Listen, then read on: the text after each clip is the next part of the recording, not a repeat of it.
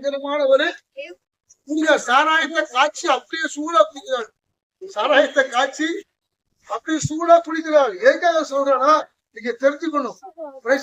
ஒரு பெரிய சாமியாடி, பெரிய சாமியாடி வாயில இருந்து ஒரு வார்த்தை கூட நல்ல வார்த்தையே வராது. கெட்ட வார்த்தை தான் போவர்னா அடிக்கதான் போவாரு தவிர வேற எந்த விதத்துல நல்ல சொல்லி ஒண்ணுமே கிடையாது. ஆனா இயேசு அவருக்குள்ள வந்தார். என் தகப்பனாருக்குள்ள யாரு வந்தாங்க? இயேசு வந்தாருங்க. 2 பிள்ளை அப்போ அவருக்கு. 2 பிள்ளையும் மனைவி அவரால் நினைச்ச முடியல.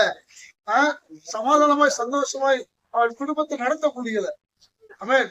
இயேசு வந்ததுக்கு பிற்பாடு அங்க 9 பிள்ளைங்க. எத்தனை பிள்ளைங்க சொல்லுங்க?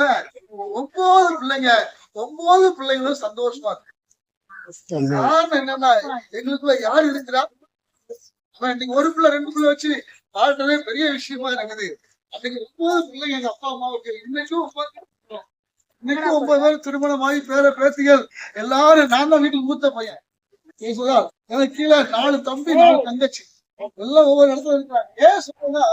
இயேசு ஒரு குடும்பத்தை கட்ட ஆரம்பித்தார். அதை யாராலும் தடுக்க முடியாது. இன்னைக்கு பாத்தீங்கன்னா சில மாந்திரிகங்கள், சில செய்வனைகள், சில ஏவல் கொஞ்சம் நல்லா இருந்துச்சுன்னா ஏதாவது ஏவி எதையாவது ஒண்ணு பண்ணி இந்த குடும்பத்தை அழிப்பதற்கு பல திட்டங்களை என்ன செய்யறாங்க. ஆனா இயேசு தெய்வம் உள்ளத்துல வருவார்னா எந்த ஏவலா இருந்தாலும் சரி, எந்த மந்திரமா இருந்தாலும் சரி, எந்த விதமான தில்லி சூரியமா இருந்தாலும் சரி, எதுவும் உங்களை சேதப்படுத்தாது. குடும்பத்தை என்ன செய்யாது? சேதப்படுத்தவே படுத்தார். ஏன்னா அவர் உங்களை குடும்பத்தை பாதுகாப்பார். அவர் நமக்காக ரத்தம் சிந்தி இருக்கிறார்.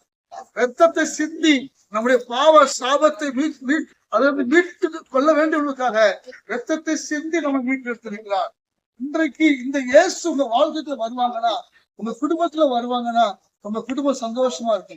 அந்த வியாதிகள் போராட்டங்கள் இருக்குன்னா, ஒரு கடன் தொகையா இருக்கீங்களா, குடியினால கஷ்டப்படுறீங்க உண்ண முடியாம, சில பாவத்துக்கு அடிமைப்பட்டு இருக்கீங்களா, இந்த வேலையில இயேசுவா சொல்றாங்க, அவரை நம்பு, இயேசுவை நம்புங்க.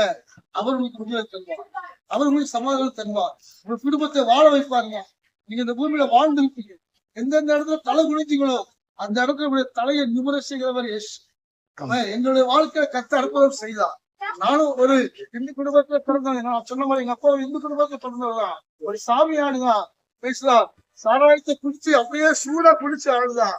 ஆனா இயேசு வந்து எந்த தப்புமே கிடையாது, எந்த பாவமும் கிடையாது, எந்த கெட்ட வார்த்தையும் கிடையாது. வாயை திறந்தாலே கெட்ட வார்த்தை, ஆனா எந்த கெட்ட வார்த்தையும் கிடையாது.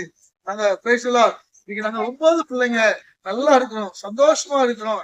இந்த பூமியில எங்க குடும்பம் கட்டப்பட்டிருக்குது. அவன் பேசலாம். அருமையான குடும்பத்தால் பாத்தீங்கன்னா